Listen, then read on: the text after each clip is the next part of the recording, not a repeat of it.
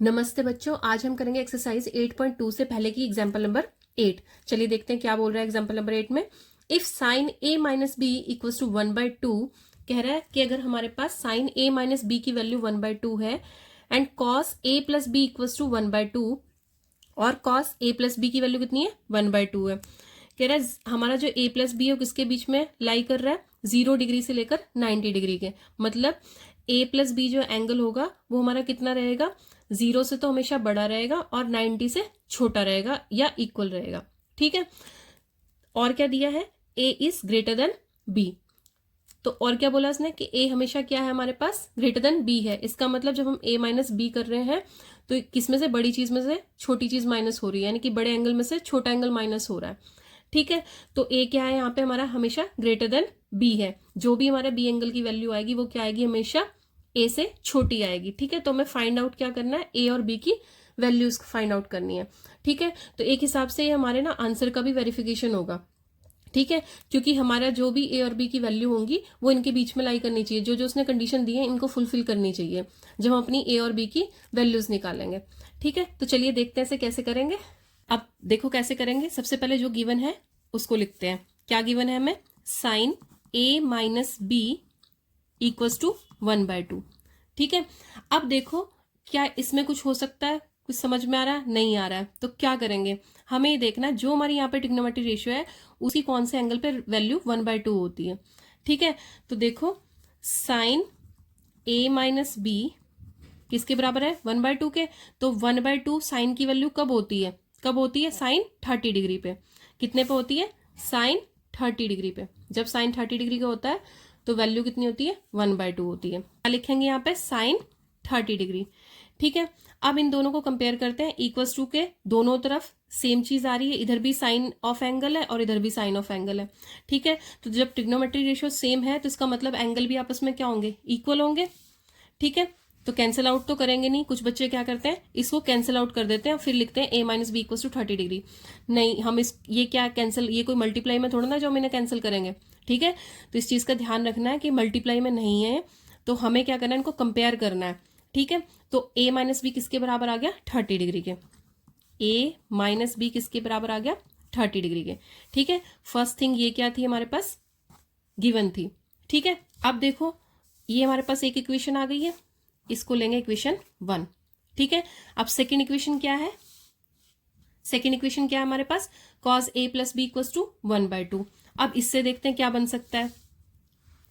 क्या है हमारे पास, cos a plus B, cos a plus B equals to किसके, 1/2 के। ठीक है, अब सेम वैसे ही जैसे हमने ऊपर किया था, ये क्या है हमारा गिवन है, तो अब सेम वैसे ही करना है जैसे हमने ऊपर किया था। हमने देखा ये क्या है, कॉज है हमारा, है ना, कॉज ऑफ एंगल दिस है। तो 1/2 वैल्यू कब होती है कॉज की। अब हमें क्या देखना है कि कॉज की वैल्यू 1/2 कब होती है। अगर थोड़ा सा कॉमन सेंस लगाओ, जब साइन 30 की वैल्यू 1/2 है ना, तो सेम 1/2 वैल्यू कॉज की कब होगी, जब एंगल अपोजिट होगा, 30 का अपोजिट क्या होगा, 60 होगा, है ना, उसी पे इंटरचेंज होती है इनकी दोनों की वैल्यूज। तो कॉस 60 डिग्री कितना होगा, 1/2 होगा। ठीक है, अगर ये नहीं समझ में आ रहा तो जो मेरी इंट्रोडक्शन वीडियो थी इसकी 8.2 की टेबल वाली, तो आप उसको देखिएगा तो आपको क्लियर हो जाएगा अच्छे से। ठीक है, तो कितना आ गया हमारा, कॉस 60 डिग्री। ठीक है, दोनों को कंपेयर करेंगे तो क्या होगा, हमारे पास इधर भी cos of angle a plus B और इधर भी कॉज ऑफ एंगल 60 डिग्री है। ठीक है, कॉज के ही दोनों एंगल है तो इसका मतलब दोनों क्या होंगे, आपस में इक्वल होंगे। ठीक है, तो ये आ गई हमारी सेकेंड इक्वेशन। ठीक है, अब हमारे पास एक इक्वेशन तो आई है ये, ठीक है, और एक इक्वेशन आई है, एक इक्वेशन आई है ये, एक इक्वेशन ये है और एक इक्वेशन ये है। अब इन दोनों को लेके हम अपना एलिमिनेशन मेथड, सब्स्टिट्यूशन मेथड, किसी भी मेथड को यूज करके इनसे ए और बी की वैल्यू फाइंड आउट करेंगे। ठीक है, तो चलो दोनों इक्वेशंस लिख लेते हैं। क्या हमारे पास, a minus B equals to 30 degree और a plus B equals to 60 degree. ठीक है, अगर हम दोनों को प्लस करें तो एक प्लस का एक माइनस का है, दोनों कैंसिल आउट हो गए b। ठीक है, b अपोजिट साइंस के दोनों कैंसिल आउट हो जाएंगे। यहाँ पे क्या बनेगा हमारा, 2a, ये दोनों प्लस हुए तो कितना आया, 90 डिग्री। क्लियर है यहाँ तक।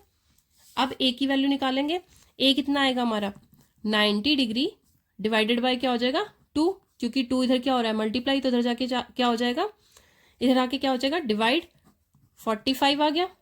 ठीक है, तो यहां से हमारा ए कितना आ गया 45 डिग्री, ए कितना आ गया 45 डिग्री।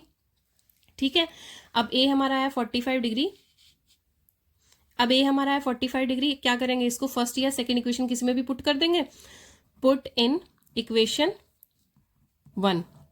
ठीक है, तो कितना आ जाएगा हमारे पास, सेकेंड इक्वेशन क्या है A plus B equal to 60 degree. ठीक है, तो ए कितना आ गया हमारा 45 है ना, तो क्या हो गया 45 degree plus B equals to 60 degree.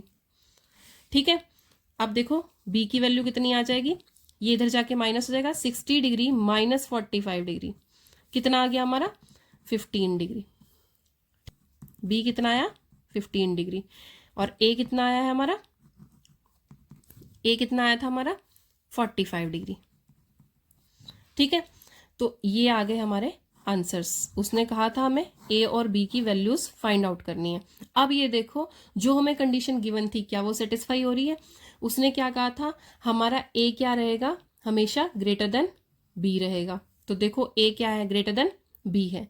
दूसरी चीज उसने क्या बोली थी कि जो हमारा ए प्लस बी है, यानी कि 45 प्लस 15 कर दो तो क्या रहेगा, वो एंगल हमेशा क्या रहेगा हमारा 90 से छोटा रहेगा और 0 से बड़ा रहेगा। तो हमारी दोनों कंडीशन फुलफिल हो रही, इसका मतलब हमारा आंसर सही है। ठीक है, चलिए अब यहां तक आपको कोई भी प्रॉब्लम है तो आप पूछ सकते हैं। ठीक है, ये ध्यान रखना कि ये वाला क्वेश्चन बहुत ज्यादा इंपॉर्टेंट है एग्जाम के पॉइंट ऑफ व्यू से। ठीक है, जितनी ज्यादा प्रैक्टिस इन क्वेश्चंस की करेंगे, और अब तो एग्जाम में बहुत कम टाइम रह गया, तो आप जितना ज्यादा प्रैक्टिस करेंगे उतने अच्छे से चीजें क्लियर होंगी। ठीक है, और एक चीज का और ध्यान रखना है कि रेगुलर प्रैक्टिस करनी है आपको किसकी, ट्रिग्नोमेट्री टेबल की।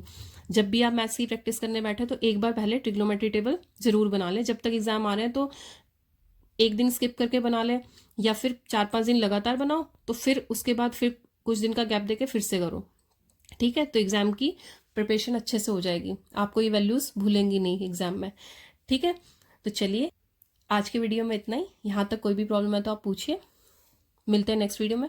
की प्रैक्टिसिंग, अभ्यास करते रहिए। ओके, जय हिंद बच्चों।